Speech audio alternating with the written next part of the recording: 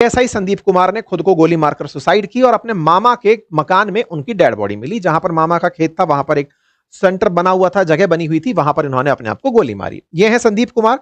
इन्होंने जो अपना वीडियो बोला वो वीडियो पूरा 6 मिनट का है। मैं यहां पर तो उसको प्ले नहीं कर रहा हूं, आप चाहें तो उसे ट्विटर पर जाकर सुन सकते हैं। ये अपनी तरफ से बात कहते हैं कि मैं आप लोगों को सच्चाई से अवगत कराना चाहता हूं। इन्होंने जो बात वीडियो में बोली वो बात इन्होंने सुसाइड नोट पर भी लिखी और भगत सिंह से प्रेरणा पाते हुए सच्चाई के लिए अपने आप को गोली मारकर सुसाइड करने को इन्होंने रेफरेंस माना कि जब तक मैं खुद को गोली नहीं मारूंगा तब तक लोगों में चेतना नहीं आएगी, लोग तब तक दलित की राजनीति से ही प्रभावित रहेंगे। उन्हें यह लगता रहेगा कि एक दलित के साथ अन्याय हो रहा था, इसलिए हरियाणा में ऐसा हुआ। मैं खुद को गोली मारकर यह बताने का प्रयास कर रहा हूं कि जिन पर आरोप लगे वो ईमानदार लोग थे। गिरफ्तार मैंने किया था, भ्रष्टाचार का आरोप था, भ्रष्टाचारी ने इस तरह से इसको बदल दिया कहानी को, क्योंकि जो ये आईपीएस ऑफिसर जिनकी मौत हुई है, इनके जो साले हैं ये विधायक हैं आम आदमी पार्टी से। भटिंडा के अंदर मैंने गूगल पर जो जानकारी निकाली उससे पता चला, और भी आप चेक कर लीजिएगा, राजनीति में कनेक्शन है। इनकी पत्नी बड़े अधिकारी के रूप में काम कर रही हैं, सरकार के बहुत करीबी हैं। तो कहीं उनकी इमेज को नुकसान ना पहुंच जाता, उनकी राजनीति को नुकसान ना पहुंच जाता, पत्नी की इमेज को नुकसान ना पहुंच जाता, इसलिए इस डर में कि कहीं रिश्वत में मैं पकड़ा ना जाऊं, इसलिए उन्होंने खुद को गोली मार ली। ऐसा कहकर संदीप कुमार ने बताया कि जो पूर्ण कुमार मरे हैं उनके पीछे की कहानी क्या है।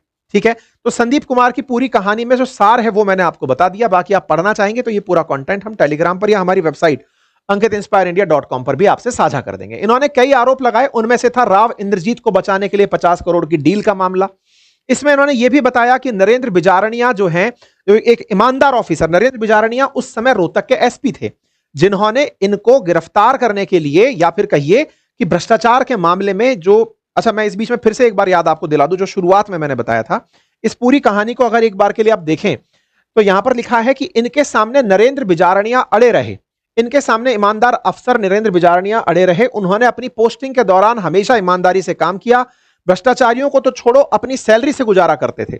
इन्होंने पुलिस कर्मचारियों का भला किया। आईजी जिस दिन पोस्टेड हुए उन्होंने देखा कि ऑफिस में किस कर्मचारी की क्या जाति है, उन्हें हटाना शुरू कर दिया और अपने करप्ट आदमी लगाने शुरू कर दिया। अब इस कहानी को थोड़ा सा यहां पर समझ लेते हैं। नरेंद्र बिजारनिया रोहतक एसपी थे जिस समय सुसाइड हुआ था। किसका? आईपीएस पूर्ण कुमार का।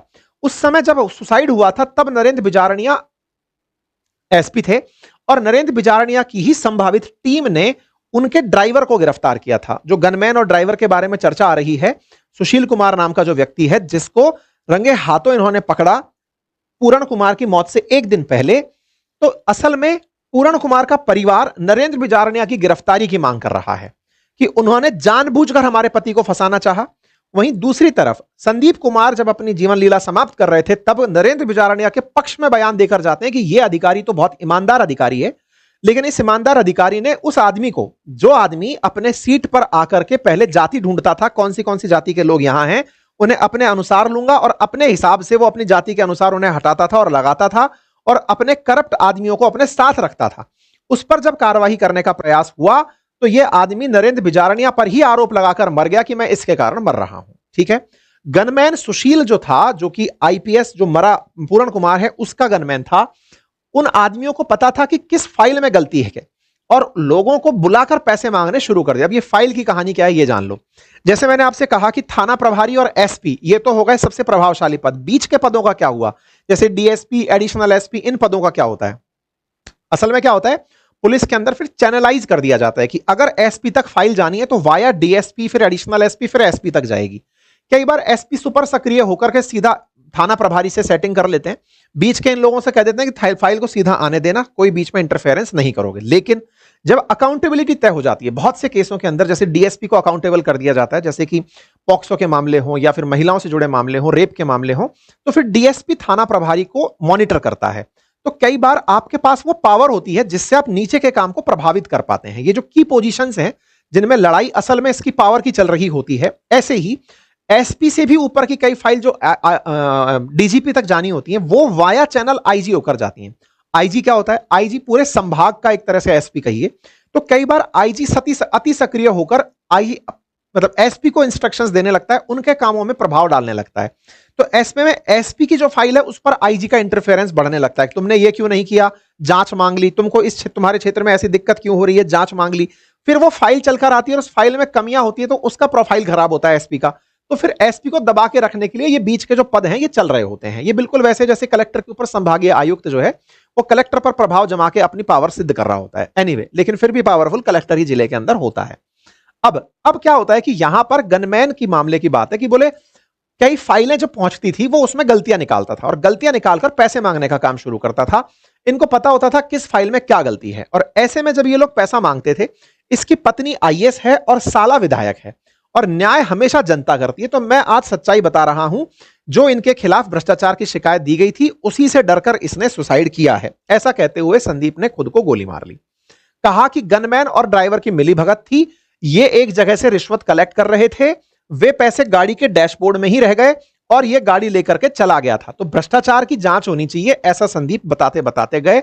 और उन्होंने अपनी तरफ से जाते हुए यह भी कहा कि डीजीपी बहुत ईमानदार आदमी है, ये आईएएस लॉबी चाहती है। मैंने शुरुआत में भी आपको बताया था, इससे आप इस बात को रिलेट करिएगा कि डीजीपी बहुत ईमानदार आदमी है, ये आईएएस लॉबी ये चाहती है कि डीजीपी चले जाएं और हम मलाई खाएं, ये देश का नाश कर रहे हैं, इसलिए भगत सिंह की तरह ये ऐसा काम करते हुए चले गए। ठीक है, ये अपनी बात को पूरी तरह से मैंने आपको बीच बीच में से बता दिया जो आपको यहां से पता होना चाहिए। पैसे की कुल मिलाकर बात थी, और बात में ये कि पैसे सुनारिया से सुशील कुमार ने लाकर दिए थे, गाड़ी के डैशबोर्ड में पैसे थे, इसकी बेटी ने लिए थे, इससे पता चल गया कि पैसे की बात सामने आई, इसलिए सुसाइड कर लिया।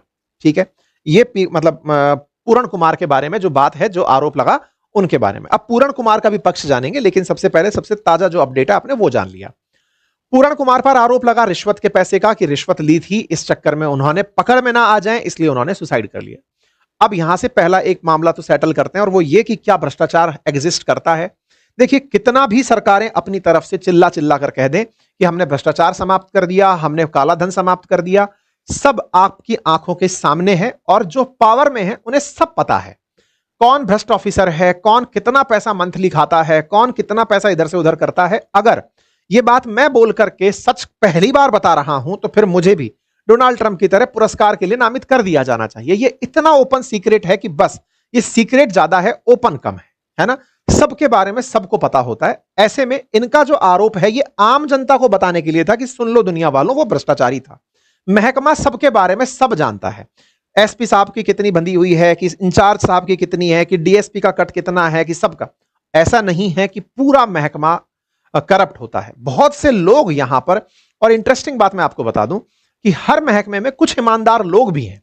इस तरह से हम यूनिवर्सल सबके ऊपर कवर नहीं डाल सकते कि साहब ये पैसे लेते हैं और ये पैसे नहीं लेते। ठीक है, इसके जो इनके आरोप थे, अब इनकी गंभीरता आरोपों पर तब ज्यादा बढ़ जाती है जब ये खुद को मार लिए कि भाई देखो, मैं बताने के लिए कि देखो ये आदमी भ्रष्टाचारी था, लेकिन फिलहाल ये कह रहा है कि डीजीपी को हटाओ, एसपी को हटाओ, इसके परिवारजन पीछे पड़े हुए हैं, वो भ्रष्टाचार को छुपाने के लिए जाति का कार्ड खेल रहे हैं, ऐसा कहते हुए ये खुद को गोली मार लेते हैं। अब चलते हैं पूरण कुमार की कहानी पर। अब इनकी कहानी सुनिए साहब। ये हरियाणा में तैनात हैं, 2001 बैच के आईपीएस ऑफिसर हैं। इनकी पत्नी है अमनीत पी कुमार, जो कि आईएएस ऑफिसर है, 2001 बैच के ऑफिसर है। स्वास्थ्य, वित्त और औद्योगिक विकास जैसे सेक्टर्स में काम करती रही हैं। 2025 में 7 अक्टूबर 2025 को इन्होंने खुद को गोली मार ली चंडीगढ़ के अपने घर के अंदर। चंडीगढ़ के बारे में भी जान लीजिए। देखिए, चंडीगढ़ हरियाणा पंजाब की संयुक्त राजधानी तो है ही है, वो एक यूनियन टेरिटरी भी है, और वहां पर जैसे जम्मू कश्मीर के अंदर भारत की तरफ से उपराज्यपाल केंद्र सरकार की तरफ से बैठाए हुए हैं, ऐसे चंडीगढ़ में एडमिनिस्ट्रेटर बैठते हैं, और एडमिनिस्ट्रेटर फिलहाल गुलाब चंद कटारिया हैं, जो कि बीजेपी के नेता थे, राजस्थान से ही थे। ठीक है, चंडीगढ़ के अंदर जो सरकार है वो एक तरह से कहिए कि यहां की पुलिस केंद्र के सीधे कंट्रोल में होती है। चंडीगढ़ की पुलिस जैसे दिल्ली की पुलिस कंट्रोल में होती है। ये एडिशनल रेफरेंस में मैं आपको बताता चल रहा हूं, सो दैट आप आगे की कहानी को आप रिलेट कर पाए। आगे चलते हैं। आईपीएस पूरण कुमार जो हैं, ये सुसाइड करते हैं 7 अक्टूबर को अपने घर के अंदर, चंडीगढ़ वाले घर के अंदर सुसाइड होता है इनका। इनके शरीर पर गन शॉट के निशान मिलते हैं, और उसके बाद में इन्हें, ऑब्वियस सी बात है कि जब सुसाइड होता है तो ये ऑटोमेटिक पुलिस केस बन जाता है, और केस बनता है तो फिर इसके लिए पोस्टमार्टम होना होता है। नेचुरल डेथ में इसे कंसीडर नहीं किया जाता, तो जांच की जाती है, और जांच के नाम पर पुलिस इसको जांचती है। लेकिन चूंकि इनकी वाइफ यहां नहीं थी, इनके 2 बेटियां हैं, इनकी वाइफ जापान गई हुई थी सीएम के साथ में, तो वहां से ये लौटकर अगले दिन आती हैं, और अगले दिन आकर के पोस्टमार्टम होने से पहले जो इन्होंने मरते समय नोट लिखे थे, उनके आधार पर जिन जिन पर आरोप लगा था उनकी गिरफ्तारी की मांग करती हैं कि भाई पोस्टमार्टम मैं नहीं होने दूंगी जब तक जिनके नाम सुसाइड नोट पर लिखे गए हैं उनको गिरफ्तार नहीं कर लिया जाता। ठीक है साहब, तो ये उनकी आखिरी तस्वीर है जो बाहर आई और ये इनका फाइनल नोट है जो कि लैपटॉप से लिखा गया था जो बरामद हुआ। हालांकि अभी तक पुलिस लैपटॉप तक नहीं पहुंच पाई है। पुलिस लैपटॉप की जांच करना चाहती है कि उस पर किसके टाइप किए हुए निशान हैं, ये टाइप किसी और ने किया था या इन्हीं का टाइप किया हुआ था, ये अभी जांच का विषय है। फिलहाल के लिए ये लेटर्स यहां से प्राप्त होते हैं। हरियाणा सरकार के साथ में अब ये मामला निकल कर आता है कि इन्होंने ये जो अपना सुसाइड नोट लिखा, जैसे संदीप कुमार ने अपनी 6 मिनट की वीडियो और 4 पेज लिखे, ऐसे पूर्ण कुमार ने भी अपना पूरा की पूरा नोट लिखा, इवन वसीयतनामा तक लिख करके ये खुद को गोली मारे। यहां पर जो बात निकल कर आती है, इसमें ये अपनी तरफ से कई पुराने मुद्दे निकाल कर लाते हैं और वो लिखते हैं कि पिछली साल की बात है, जब वो अपनी ऑफिशियल कार से स्टेट डिपार्टमेंट तक आ रहे थे, तब उन्होंने अपने सीनियर से कहा कि मुझे मेरे पद के हिसाब से दूसरी गाड़ी दीजिए। अच्छा, पुलिस में इस काम का ये भी एक बहुत बड़ा मसला है, पहले इसको भी समझ लीजिए। आपने बहुत बार देखा होगा, जैसे होता है ना, सरकारी नौकरी के पीछे सबसे बड़ा क्रेज किस बात का है? एक तो जो आपको सलामी मिलती है उस बात का, और दूसरा जो आपको गाड़ी मिलती है। गाड़ी का अपना एक रौला होता है, जैसे राजस्थान के अंदर एसपी को स्कॉर्पियो दे रखी हो या फिर कहीं पर कोई और बढ़िया गाड़ी दे रखी हो। इस तरह से गाड़ियों से भी डिग्निटी तय होती है कि किसको कौन सी गाड़ी मिली हुई है।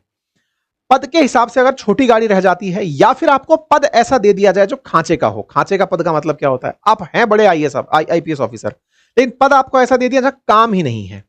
ऐसे में इनका आरोप था पिछली साल का कि इनको जो गाड़ी दी गई थी वो डिस्क्रिमिनेटरी थी और इस तरह की सेलेक्टिव थी, जो इनके लायक गाड़ी नहीं थी। ये उस समय भी बढ़िया पद पर थे पिछली साल, लेकिन इनके साथ डिस्क्रिमिनेशन हुआ। इन्होंने एक और मुद्दा उठाया और वो ये था कि इनके प्रमोशन के साथ में जस्टिस नहीं हुआ। इनके साथ के जो और बैचेस हैं उनको तो सही समय पर प्रमोशन मिला, लेकिन इनके प्रमोशन में एक जैसी यूनानिमिटी नहीं फॉलो हुई। इनके एलिगेशन हमेशा ये रहे कि प्रमोशन में भी इन्हें एससी कैटेगरी का देख करके डिस्क्रिमिनेट किया गया। इनके आरोप थे कि जो पे फिक्सेशन है ऊपर के बैचेस के हो गए, इनके पे फिक्सेशन भी नहीं हुए, यानी कि सर्विसेज में इनके साथ में डिस्क्रिमिनेशन हुआ, हरेसमेंट हुआ, ह्यूमिलिएशन हुआ। इनके बारे में ये अपने बारे में यही बात बोलते रहे कि इनके साथ में बहुत सारे आईएएस ऑफिसर्स और आईपीएस ऑफिसर्स, जब जब भी इनके द्वारा जानकारी किसी को दी गई तो इन्हें इसी आधार पर डिस्क्रिमिनेट किया गया कि तुम एससी से आते हो। इनको हमेशा वो पद दिए गए जो प्रभावशाली पद नहीं थे। इनको जहां मौका मिला वहां पर इन्हें इंसल्ट किया गया। एक मामला इन्होंने टेंपल कंस्ट्रक्शन का भी रखा। इन्होंने कहा कि इन्होंने एक अनऑथराइज्ड कंस्ट्रक्शन था टेंपल का, पुलिस लाइंस में उसको रुकवाया था, उसकी वजह से भी इनके खिलाफ मामला बन गया था, यानी कि लोग इनके खिलाफ हो गए थे। यानी कि मंदिर निर्माण रुकवाने के कारण इनके साथ में जाति आधारित डिस्क्रिमिनेशन होता रहा। इनके साथ में कई जगह ऐसी जगह पर भी डिस्क्रिमिनेशन हुआ जहां इनके समकक्ष लोगों को अच्छी पोस्टिंग मिली, इन्हें अच्छी पोस्टिंग नहीं मिली। ऐसा इन्होंने अपने सुसाइड नोट के अंदर आरोप लगाए। हरियाणा के डीजीपी, और इन्होंने इस सुसाइड नोट के माध्यम से जो बातें लिखी उसमें हरियाणा के डीजीपी शत्रुजीत कपूर और रोहतक के एसपी नरेंद्र बिजारनिया, अभी रोहतक एसपी बदल चुके हैं क्योंकि नरेंद्र बिजारनिया को छुट्टी पर भेज दिया गया, नहीं, शत्रुजीत कपूर को छुट्टी पर भेज दिया गया, उनको शायद एपीओ किया गया है, समेत 15 मौजूद और पूर्व अधिकारियों पर प्रताड़ित करने के आरोप लगाए गए। सुसाइड के बाद शाम को जब खुलासा हुआ कि एक दिन पहले रोहतक पुलिस ने पूरण कुमार के गनमैन सुशील कुमार को शराब कारोबारी से रिश्वत मामले में गिरफ्तार किया था, तो इस बात से एक नया मोड़ खुल करके आ गया, क्योंकि नरेंद्र बिजारनिया ने बताया कि सुशील ने पूछताछ में पूरण कुमार के कहने पर रिश्वत मांगने की बात कबूल की थी। 7 अक्टूबर तक पूरण कुमार को पुलिस ने कोई नोटिस जारी नहीं किया था। मतलब इनके मन में एक भय बैठ गया और उस भय बैठने के बाद इन्होंने रोहतक एसपी का नाम लिख दिया उस नोट में। यह नरेंद्र बिजारनिया ने अपनी तरफ से बताया कि हमने पिछले दिन, चूंकि जिसको गिरफ्तार किया था, जो ड्राइवर था इनका, गनमैन था इनका, वो गनमैन सुशील कुमार, उस गनमैन ने इस बात को स्वीकारा था कि यह पैसा वो पूरण कुमार के लिए लेकर जा रहा है। ऐसे में उन्हें अपनी इंसल्ट का डर हुआ और वो अपने आप को मार लिए। ये पुलिस का पक्ष था उस समय नरेंद्र बिजारनिया का, जो एसपी थे। ठीक है साहब। वाइफ लौट कर आती हैं, लौट करके आकर चंडीगढ़ पहुंचती हैं और वो वहां पर चंडीगढ़ पुलिस को केस दर्ज कराती हैं। सेक्टर 11 में डीजीपी शत्रुजीत कपूर और एसपी नरेंद्र बिजारनिया के खिलाफ शिकायत की जाती है और आरोप लगता है जातिगत भेदभाव और प्रताड़ित करने का। डीजीपी के कहने पर रोहतक एसपी ने उनके खिलाफ रोहतक के अर्बन स्टेट थाने में झूठा मामला दर्ज कराया। एक सोची समझी साजिश के तहत ऐसा आरोप लगाया जाता है। 15 लोगों पर एफआईआर होती है और सुसाइड के तीसरे दिन जाकर के चंडीगढ़ पुलिस एफआईआर दर्ज करती है। अब आप पूछेंगे कि चंडीगढ़ पुलिस की सक्रियता क्यों नहीं? क्योंकि मामला स्टेट का फंसा है, चंडीगढ़ पुलिस यहां पर इन्वॉल्व हो रही है। अब चूंकि मौत चंडीगढ़ में हुई है इसलिए मामला चंडीगढ़ में दर्ज हुआ। 15 आईएएस और आईपीएस ऑफिसर को उन्होंने अपनी मौत का जिम्मेदार बताया, जिसमें डीजीपी शत्रुजीत कपूर, अब यहां पर ध्यान दीजिएगा, कपूर पंजाबी हैं और पंजाबी पंजाब के हैं, तो ऐसे में पंजाब के अंदर इनके लिए लॉबिंग हो रही है। ऐसे में नरेंद्र बिजारडिया के बारे में भी बता दूं, वो राजस्थान के हैं, वो सीकर से हैं, ठीक है। तो फिलहाल के लिए उन पर गंभीर आरोप लगे। अब देखना होगा कि राजस्थान के अंदर इसका क्या माहौल आता है। फिलहाल के लिए तो यह चल रहा है, क्योंकि अब हुआ यह कि इन्होंने अपनी बात को मनवाने के लिए महापंचायत का आह्वान कर दिया। इस बीच में पुलिस के द्वारा एसआईटी गठित की जाती है। एक आईजी लेवल के रैंक को चंडीगढ़ पुलिस ने जिम्मेदारी सौंपी। एक एसआईटी का गठन हुआ, उसके अंदर चंडीगढ़ के SSP Kamaldeep Kaur, DSP Charanjit Singh Kirk, city SP, ऐसे ही एसडीएफओ, ये सबको शामिल किया गया। एफआईआर में आरोपियों के नाम, मतलब पहले आरोपी अधिकारियों के नाम नहीं लिखे गए थे। इसके अलावा मतलब इन सारी चीजों को फिर परिवर्तित करवाया गया, धाराओं को परिवर्तित करवाया गया।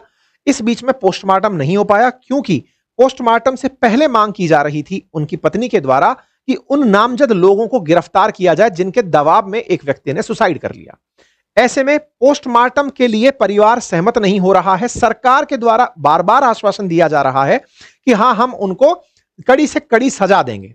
इस बात से प्रभावित होकर के 12 अक्टूबर को महापंचायत का ऐलान होता है कि सब बुलाया जाएगा, और ये इनकी पत्नी के द्वारा रविदास गुरुद्वारे के अंदर एक महापंचायत बुलाई जाती है, जहां पर मांग की जाती है कि कैसे मतलब सरकार पर दबाव क्रिएट किया जाए कि जो आरोपी लोग हैं उनको गिरफ्तार किया जाए। सरकार की मजबूरी क्या है?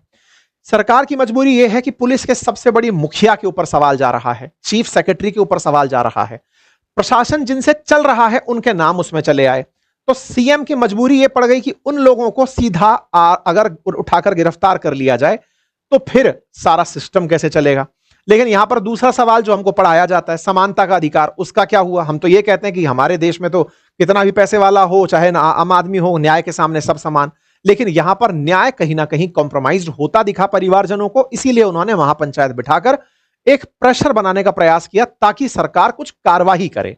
सरकार कार्रवाई नहीं कर रही, इस बात के ऊपर अपोजिशन सक्रिय होता है। अपोजिशन की तरफ से राहुल गांधी जी परिवारजनों से मिलने जाते हैं और वो परिवारजनों को साथ सांत्वना साझा करते हुए सरकार से कहते हैं कि जो जिम्मेदार हैं उन्हें गिरफ्तार किया जाए। जिम्मेदारों की गिरफ्तारी की मांग उठती है। इस बीच में चंडीगढ़ पुलिस अपनी तरफ से सारे मामले के अंदर, क्योंकि चंडीगढ़ पुलिस इस समय डेड बॉडी को उठाकर चंडीगढ़ पीजीआई ले जा चुकी थी, जांच के लिए परिवारजनों से रिक्वेस्ट की जा रही थी। इस बीच में हाईकोर्ट की एंट्री होती है और हाईकोर्ट अपनी तरफ से डिमांड करती है कि भाई, हाईकोर्ट कहता है कि आप इसको, चंडीगढ़ की हाईकोर्ट का वो आता है, आदेश आता है कि आप पोस्टमार्टम करवाइए। ऐसे में परिवारजनों के साथ में जो मुलाकात हुई, ये चंडीगढ़ हाईकोर्ट नहीं, चंडीगढ़ कोर्ट का आदेश था कि भाई इस बात में आप पोस्टमार्टम करवाइए इनका। तो आज इनका पोस्टमार्टम फिलहाल हो रहा है। पुलिस अपनी तरफ से जिन चीजों को जुटाने का प्रयास कर रही है वो ये कि ये जो सुसाइड हुआ उस समय लैपटॉप पर सुसाइड नोट किसने लिखा, उस लैपटॉप को लेने का प्रयास किया जा रहा है। मामले की गहन जांच की तैयारी चल रही है। पत्नी इनकी तैयार हो गई है फिलहाल पोस्टमार्टम के लिए, क्योंकि उन्हें लगता है कि पोस्टमार्टम से जो रिपोर्ट निकल के आएगी उससे जांच में सहयोग मिलेगा। इस तरह से यहां पर फिलहाल के लिए इनकी जांच की जा रही है। जो भी खुलासे होंगे आगे जांच में पता चलेंगे। चंडीगढ़ पुलिस इस पर काम कर रही है। लेकिन यहां पर एक और ट्विस्ट आ चुका है। उधर संदीप कुमार के परिवारजन ये जिद कर रहे हैं कि जब तक ये जो इनकी पत्नी है इनकी गिरफ्तारी ना हो जाए, जो आईएएस ऑफिसर है इनकी गिरफ्तारी ना हो जाए, तब तक हम संदीप कुमार का पोस्टमार्टम नहीं होने देंगे।